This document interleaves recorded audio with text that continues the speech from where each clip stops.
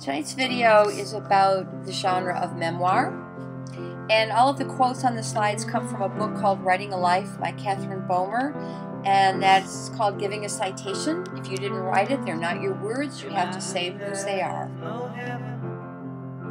As you view tonight's video, I want you to think about these questions. Think about what memoir is. It's not a simple definition, and when we're finished with the video, you should be able to explain it.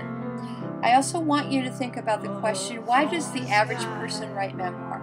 There's lots and lots and lots of memoir out there right now about people you've never heard of. They're not famous for anything. Why do people like us write memoir? What can we learn from reading memoir written by people like us? Why do we read memoir? And finally, I want you to think about what can you learn or what can you gain from writing your own memoir. This is a formal definition of memoir, and it's got big words in it. It says that memoir is retrospective narrative or narration. And that's an important piece of it. Retrospective. Retro means backward, and spect means to look. So if something is retrospective, you stand in the present and look back on the future. So memoir is narrative or story written by a real person looking back on their own lives. They focus on their life, and they focus on the events of their life and how those events made them who they are today in the present. The definition says it is the narrative of his or her personality, or it is the narrative of his or her identity. Memoir, in simpler words, is looking back across the things that happened to you to explain the person that's standing here in the here and the now. Narrative, again, is a definition that you need to know. Narrative is simply a story or an account of events or experiences, whether true or fictitious. So you can have narrative nonfiction, and you can have fictional narrative, okay? In memoir, here's that retrospective piece. In memoir, the writer stands in one place in time, in the present moment, and they look back from the present to try and make meaning out of something that happened to them in the past. It is the author's truth of the experience. Basically, what the author's trying to do in memoir is that they're trying to look back over important events in their life, and they're trying to make sense of those events and to tell the story of how that event got them to where they are today. Okay, think about this. This is kind of a complex idea. But memoir is taking what we know now in the time and in the place, and taking that knowledge we have now and looking back in our past and trying to make sense, to analyze and to interpret those big important events of our life and how they carried forward into the person that we are today. There are lots of reasons to write memoir, and they all kind of overlap, so you need to take some time and think about these reasons. We write memoir to break the silence surrounding who we are, and that's a quote from the Bomer book.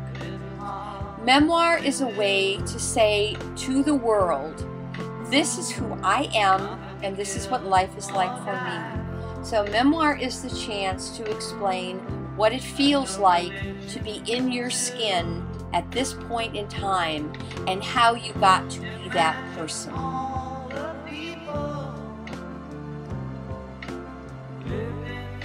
We also write memoir to try and make sense out of how we got to be that person in our skin.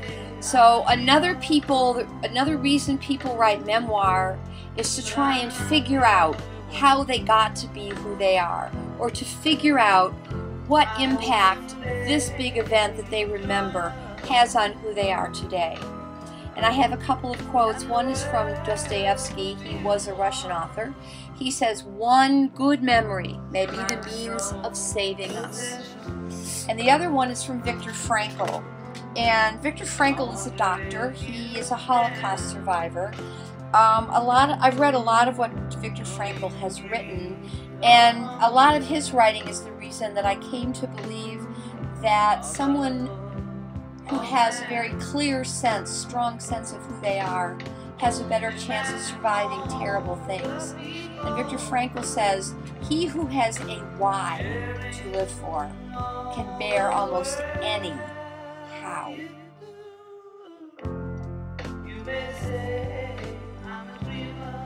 Another reason that we write memoir is to use our stories to define ourselves. The stories that we have inside make us different from everyone else in the world. So memoir is a way to be able to say, these are my stories, and these are how these stories have made me who I am. And this is who I am, not the way you define me. This one's pretty close to the first reason. Another reason we write memoir is to record the things that must never ever be forgotten.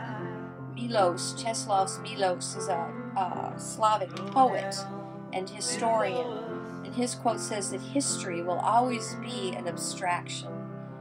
Well, look at the pictures that I included on this particular piece of the video.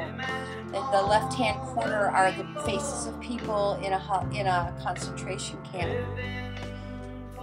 The concept of concentration camps may be an abstraction, but when you look at those faces and you know those stories, you'll understand what it means. Segregation must go. The picture at the bottom, this is a sign from a civil rights demonstration in the South in the early 60s. For us, in our time, in our place, segregation may be an abstraction. But when you hear the stories of the people who lived through segregation, it takes it from abstraction to reality. The picture in the middle is from a child abuse website. Child abuse is an abstraction until you know someone who survived abuse. The dropping of the atomic bomb is a fact in your history book until you read memoir by someone who lived through it, and then it's no longer an abstraction. So that memoir takes the facts from history and makes them living, breathing human stories that we'll never forget. Finally, we write memoir to bear witness. And this is a quote from Boehmer again. By bearing witness, it means standing up and testifying. Standing up and saying what you saw and what you know. And Boehmer says, there is a reason I'm telling you the story from my life. I want you to hear me, to see me, to understand why I am the way I am. I want you to bear witness to all I have celebrated and all that I have suffered.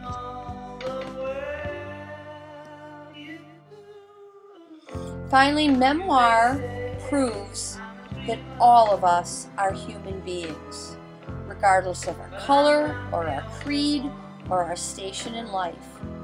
We all have stories, and that makes all of us humans. This quote is an important quote, and I'm going to ask you to spend some time interpreting it in class. So I would like your interpretation of this quote, to be done instead of a summary tonight. And again, this is from the Boehmer book. The quote says, failing to ask people to tell their stories is not only rude and uncivil, but is also a functional failure of a democratic public. If the voices of the vulnerable are silent, then there is no hope of renewal and justice. Some key words you may need to think about is the word uncivil, functional failure, democratic public, vulnerable. I want you to take a minute and think about what this means. Analyze the quote and interpret it for me.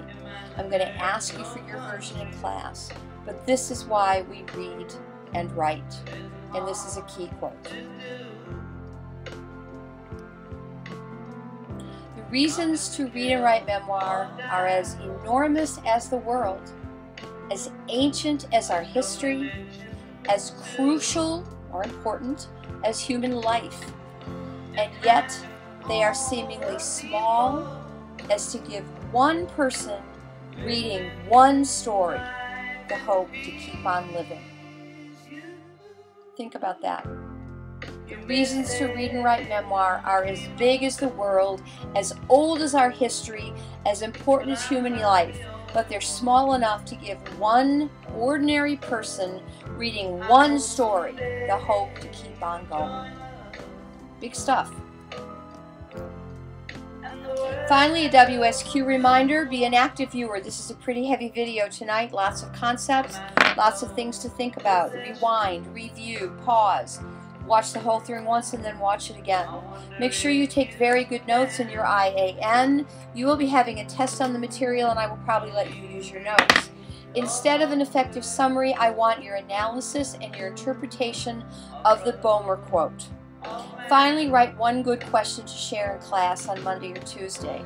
And think about this to help you come up with a question. What new questions does this video raise for you? And what questions did I not answer in the video? That's where to begin with your questions. Think about this, and now you may dance, or perhaps meditate.